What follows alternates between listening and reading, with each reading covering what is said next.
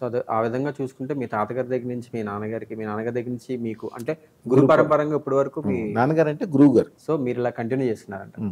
Sir ఎలా సాధ్యమైంది sir? అంటే ఇప్పుడు ఒక వ్యక్తి పేరు మనం మన భారతదేశంలో చెప్తే గుర్తుపట్టడం వేరు గానీ, మన పాశ్చాత్య దేశాలైనటువంటి యూఎస్, యూకేలో గూడా మీ పేరు చెప్పిన వెంటనే టక్‌మని గుర్తుపడుతున్నారు. మిమ్మల్ని అక్కడికి రావాలని, మీకక్కడ ఉండాలని జెప్పి అంటున్నారు. మీకెలా సాధ్యమైంది సార్ ఇదంతా? ఇది ఎట్లా అవుతదంటే, మనము మన దగ్గర అదృష్టత్రం పెట్టుకున్నోళ్ళు స్టార్టింగ్‌లో హైదరాబాదోళ్ళు కావచ్చు. హ్మ్. మా తాతగారు దగ్గర పెట్టుకున్నోళ్ళు గుంటూరోళ్ళు, గుజరాతోళ్ళో, నోయిడా వాళ్ళో ఉండొచ్చు. పెట్టుకున్నప్పుడు సామాన్యమైన మనుషులు. పెట్టుకున్న తర్వాత ద బెస్ట్ ప్లేస్‌లోకెళ్ళిపోతారు ఆటోమేటిక్‌గా.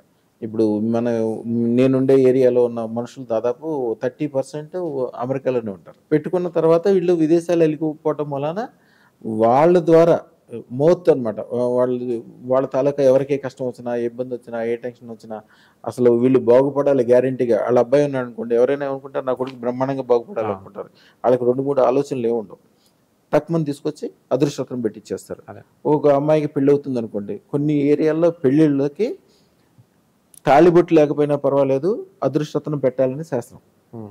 మన దగ్గర అదృష్టతను తీసుకెళ్ళి పెడితే, ఆళ్ళ జంట కొన్ని తరాల పాటు జనరల్‌గా పెళ్ళైన తర్వాత కొంతమంది తగువులని, ఇబ్బందులని, టెన్షన్‌లని ఏదో ఒక రకాల అయన్నీ ఉంటాయి. ఎందుకు ఏర్పడతాయంటే, పెళ్లి అంత చక్కగా చేసుకుంటారు. తగులాటాన్ని చేసుకోరు కదా! అవును. అసలు ఆ సందర్భమే రాకూడదు. ఎందుకొస్తదంటే, ఒక మంచి జంట ఉండగానే కాలసర్ప దోషం. అంటే చూడంగానే అబ్బా! వీళ్ళెంత బాగున్నారని 10 మంది అనుకుంటే చాలు దిష్టి తగిలిద్ది.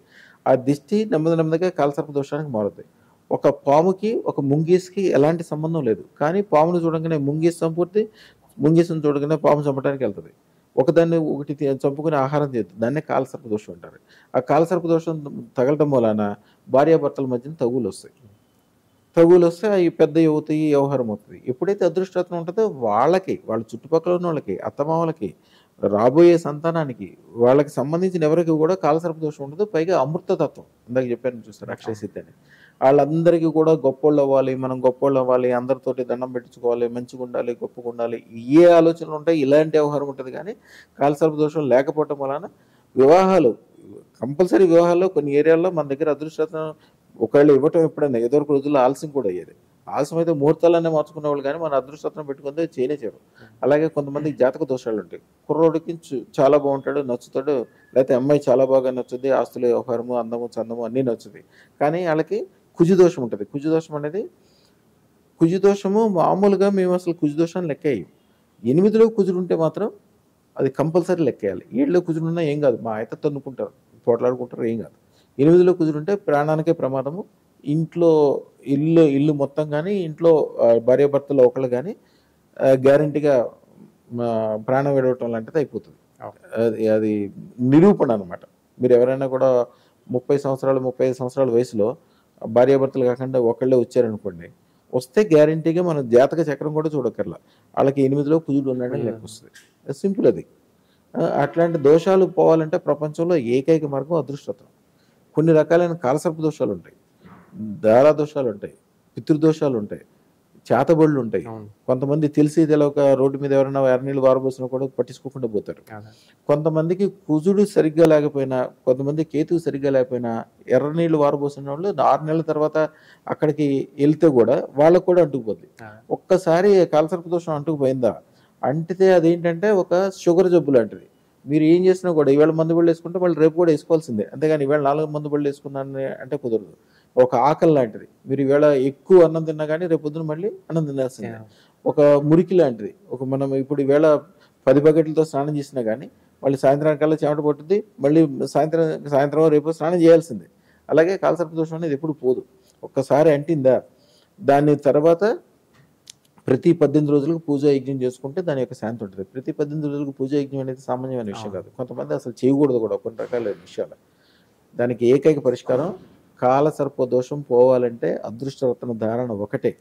ఆ క్షణంలో అప్పుడుకప్పుడే, ఇంకా ఎప్పుడో దాకా ఉండదది. ఆ క్షణానికి అప్పటికప్పుడే ఆ దోషమంతా పోతది. అదే మన దగ్గర షాపులోకి రాగానే బయటికెళ్ళేటప్పటికే చాలామంది చెప్తారు. అబ్బా! చాలా బాగుంది సార్. వచ్చేటప్పుడేమో మేమంతా మైండ్ నిండా ఏదో చీకట్లాగా, భారంగా, కళ్ళంతా ఇబ్బందిగా, టెన్షన్‌గా, ఒళ్ళంతా జ్వరం వచ్చినట్టు, ఏ పని చేసినా కలిసి రాకపోవటము, రోజు రోజుకి వెనక్కి వెళ్ళిపోతున్నాడు మాకు తెలిసిపోతుంది. అదే. వాళ్ళకి కాలసర్ప దోషం ఉంటే వాళ్ళు వెనక్కి వెళ్ళిపోతున్నట్టు వాళ్ళకి తెలిసిపోద్ది. అనారోగ్యాలు, ఇబ్బందులు, అప్పులు, టెన్షన్లు. మామూలు మనుషులకి ఇవన్నీ ఉంటాయి. పెద్ద పెద్ద రాజులు కూడా, ఇప్పుడు చార్మినార్ దగ్గర నవాబులు ఉంటారు. ఆ నవాబులకి ఈ డిఎల్ఎఫ్ దగ్గర అక్కడ దాదాపు 18,000 ఎకరాల ల్యాండ్ ఉంటుంది. ఆ ఏరియాలో ఎవరైనా ఒక 1000 గజాలు ఉంటే వాడు చాలా పెద్ద కోటీశ్వరుడి కింద లెక్క. వాళ్ళకి 30 ఎకరాలు 40 ఎకరాలు ఉంటుంది ఒక్కొక్కరికి అక్కడ. కానీ వాళ్ళు చివరికి కాలసర్ప దోషం తగ్గడం వలన చిన్న మందు బాటిల్కో, బిర్యానీకో, ఏ పని చేయడానికి కూడా రెడీ అయిపోతారు. ఆ కాలసర్ప దోషం మనిషి ఏం చేస్తాడో వాళ్ళు ఏం చేస్తారో వాళ్ళకే తెలియదు. ఎంత చెడు ప్రభావానికి వెళ్ళిపోతూ ఉంటుంది అన్నమాట. దానికి అదృష్టం ఉన్న చోట కాలసర్ప దోషం వాళ్ళకి ఉండదు, రాబోయే తరాలకు ఉండదు. ఇప్పుడు మనోళ్ళు కనుక రెడ్డి గారు బాగా ఒక 100 కోట్లు సంపాదించాడు అనుకోండి, వాళ్ళ అబ్బాయికి 100 కోట్లు ఇస్తే ఆయన 3 సంవత్సరాల్లో ఉంచితే 100 కోట్లు ఉంచుతాడు, లేకపోతే మొత్తం కూడా పోగొడతాడు. కానీ ఒక సింధికి కానీ, ఒక జైనికి కానీ, మార్వాడికి కానీ ఇచ్చారనుకోండి, వాడి జీవితంలో చూడండి, తండ్రి 100 కోట్లు ఇస్తే కొడుకు దాన్ని 1000 కోట్లు చేసి చూపిస్తాడు ఆయన తండ్రి గారు చూస్తుండగానే. ఎందుకని వాళ్ళందరికీ అదృష్టం కంపల్సరీ పూజ గదిలో ఉంటుంది, ఒంటి మీద ఉంటుంది. అది లేని వాళ్ళు ఇంట్లో నుంచి బయటకు కూడా రాదు. దాని మూలాన ఎప్పుడు కాలసర్ప దోషం ఉండదు కాబట్టి పెరుగుతూనే ఉంటారు మనుషులు. కాలసర్ప దోషం ఏర్పడడానికి అనేక రకాలైన కారణాలు ఉంటాయి. ఒక మనిషికి 100 కోట్ల రూపాయలు మనిషి ఉన్నాడు అనుకోండి, వాడికి తాగుడికి అలవాటు పడితే సరే ఎంత తాగుతాడు? ఎంతన్నా తాగినివ్వండి, ఎంత తాగినా కూడా సంవత్సరానికి ఒక మహా అయితే 5 లక్షలు, 10 లక్షలు, 20 లక్షలు అవుతుంది. 100 కోట్లు కరగాలంటే ఎంత టైం పట్టుద్ది? కానీ వీడి సంవత్సరంలోనే మొత్తం బెకార్ అయిపోతుంది. కాలసర్ప దోషం అంటే ఏంటంటే అంత డ్రాస్టిక్గా మనిషిని తీసుకెళ్ళిపోతుంది కిందకి. అలాగే అదృష్టం ఉన్న చోట అట్లాగే పైకి వెళ్ళటం అట్లా వెళ్ళిపోతారు అనమాట. అంతే చిన్న మనుషులు ఎంత గొప్ప వాళ్ళు ఎట్లా అయ్యారంటే అయిపోతారు అంతే.